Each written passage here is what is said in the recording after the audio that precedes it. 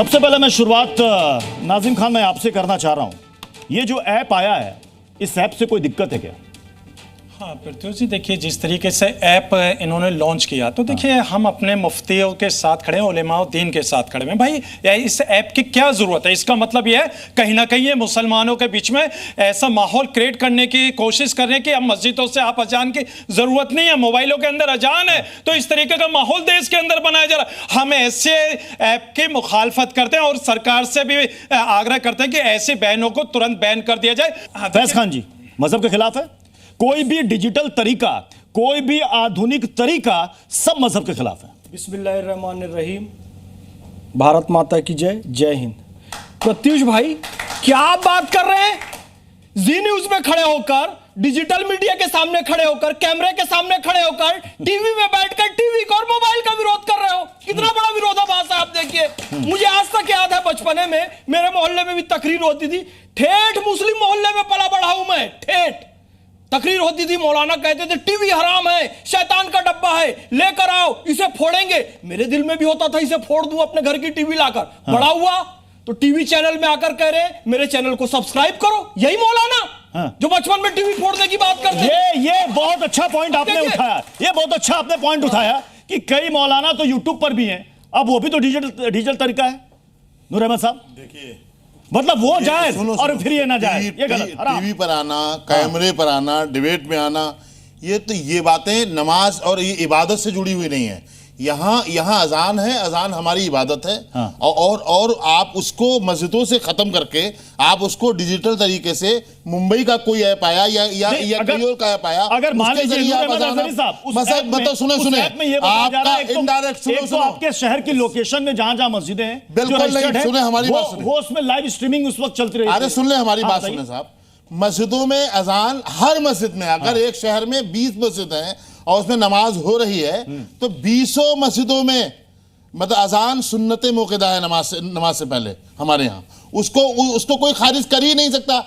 ये जो फैज भाई अनर्गल बयानबाजी कर रहे हैं कि वो यहाँ आए हैं, आपने ऐसा करा है, टीवी फोड़ा है। अरे साहब ये बातें अलग हैं, ये बातें आप करते रहिए। इबादत, आप हमारी इबादत के बारे में बोलोगे आप। आज के दौर में अगर इस्लाम और मुसलमान टेक्नोलॉजी को नहीं अपनाएंगे तो पीछे रह जाएंगे। ठीक है, मैं गलत कह रहा हूँ? मेरी बात सुनिए, ऐप गलत नहीं है। क्या इस ऐप से लाउड स्पीकर का विवाद आपको लग रहा है कि खत्म हो जाएगा? लाउड स्पीकर पे अजान होती है। आजकल सरकार ने कहा भाई नहीं होनी चाहिए, ठीक है, वो अपने मस्जिद में अजान बोल देते हैं। ऐप से इतना फायदा है होगा कि हमारी बहनों को टाइम पर चल जाएगा। हमें तो हम दिल्ली से बाहर हैं या मेरे शॉप पे हैं, कहीं भी हैं, ऐप पे मेरे पे ऐप लोड है। अरे क्या बात है, क्या बात है, दिखाइए जरा ऐप, फोकस कीजिएगा जरा। 5:14 पे टाइम होगा सर का, दिल्ली का साहब, ये दिल्ली का है। दिल्ली हर मस्जिद की अलग अलग आपको टाइमिंग पता चल जाती है। टाइम देगा जी। अच्छा, और ये मसलक भी मेरा है। क्या बात है, तो आप इसके जरिए शामिल होते हैं? हाँ जी, मेरा मसलक कैसा भी।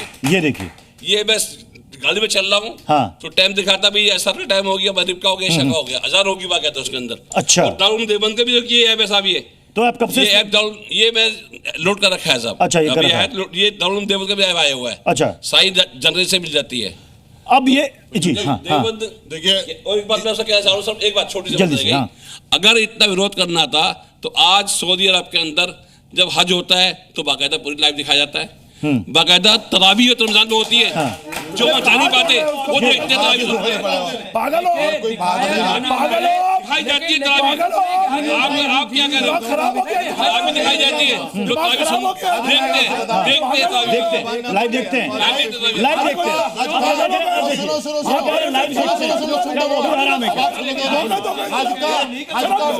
लाइव देखने से हज हो जाएगा क्या? वहाँ तो अरकान तो अदा ही करना पड़ेगा। तीसरा फरीज़ा है रोजा। उस रोजे को 1 मिनट, इस्लाम का तीसरा फरीज़ा है रोजा।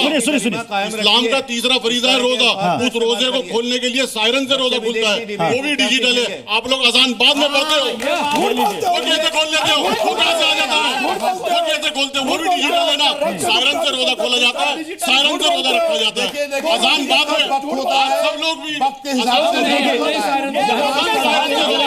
सवाल यही से आ रहा है कि इनके पास बकायदा वो इनके पास वो बकायदा ऐप भी है। हम नहीं खोल जल्दी से मेरा प्रश्न आपसे है, हदीस में लिखा है कि 27 गुना ज्यादा सवाब मिलता है मस्जिद में, मैं मानती हूँ, लेकिन ऐप जब आपके घर में बजेगी, आपके घर की महिलाएं, बच्चे, अल्लाह नियत देखता है, अल्लाह सिर्फ पहले से अजान मोबाइलों में मेरा- हो रहा है। पहले से हो रहा है, आज नहीं है। मैंने क्या कहा कि ऐप से कोई इख्तिलाफ नहीं है, उसको ऐप न बनाया जाए। पीयूष भाई सवाल पूछिए मेरा सिर्फ दो सवाल है बॉस। एक चीज़ तो ये है कि अगर मान लीजिए यहाँ पर विवाद की बात हो रही है, इस्लाम में जो चीज़ नाजायज़ है वो शुरू से है, भले ही लोग उसको इम्प्लीमेंट कर लें, पढ़ें, कुछ भी करें। दूसरी चीज़, अभी सर ने जो है सऊदी अरब का जो है एक एग्जांपल दिया, तो पहली चीज़ तो ये कि हम भारत में रहते हैं तो हमें भारत के संविधान से चलना चाहिए। दूसरी चीज़, जब आप भारत को सऊदी अरब से कंपेयर करते हैं तो सऊदी के अंदर जब कोई क्राइम करता है तो उसको पनिशमेंट मिलती है, और जब भारत में कोई क्राइम करता है तो उसको पार्लियामेंट मिलती है। इस पर भी थोड़ा गौर करें।